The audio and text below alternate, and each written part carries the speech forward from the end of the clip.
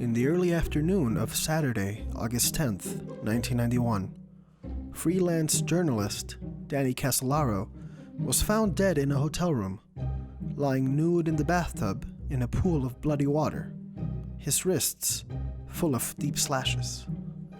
A paper note, scrawled in his handwriting, was found on the breakfast table next to the bed.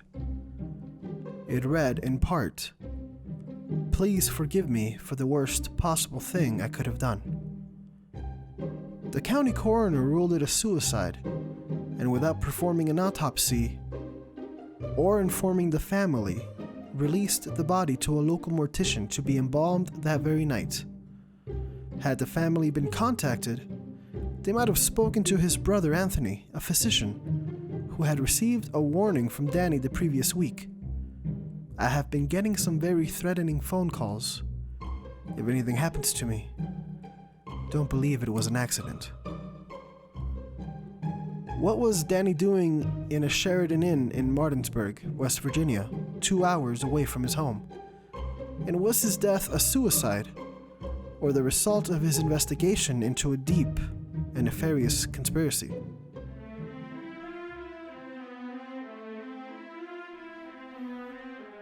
The circumstances surrounding the death of Danny Casolaro, full name Joseph Daniel Casolaro, were so bizarre that they captured the attention of national newspapers and even the House Judiciary Committee, where, in 1992, Democrats asked the Justice Department to investigate his death.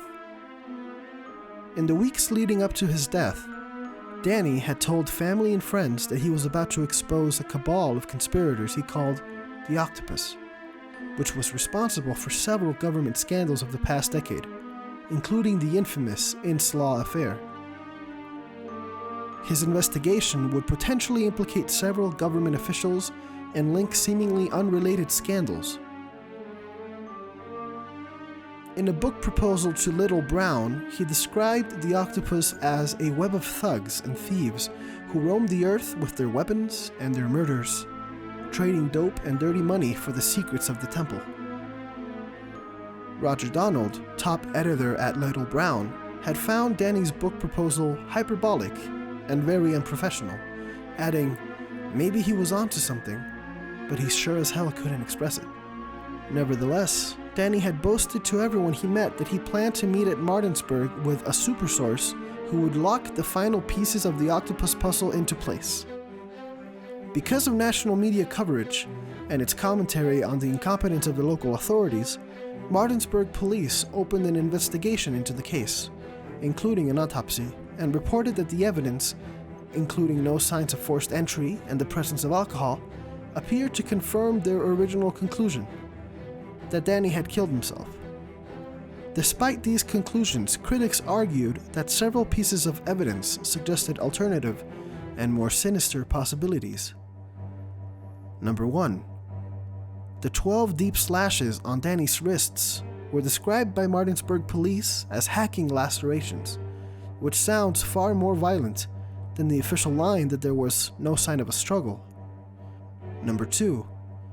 According to the assistant head housekeeper who witnessed the scene before emergency crews were called, she saw 2 bloody towels under the sink.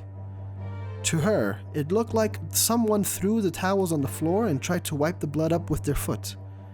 But they didn't get the blood, they just smeared the floor. None of the maids had done this.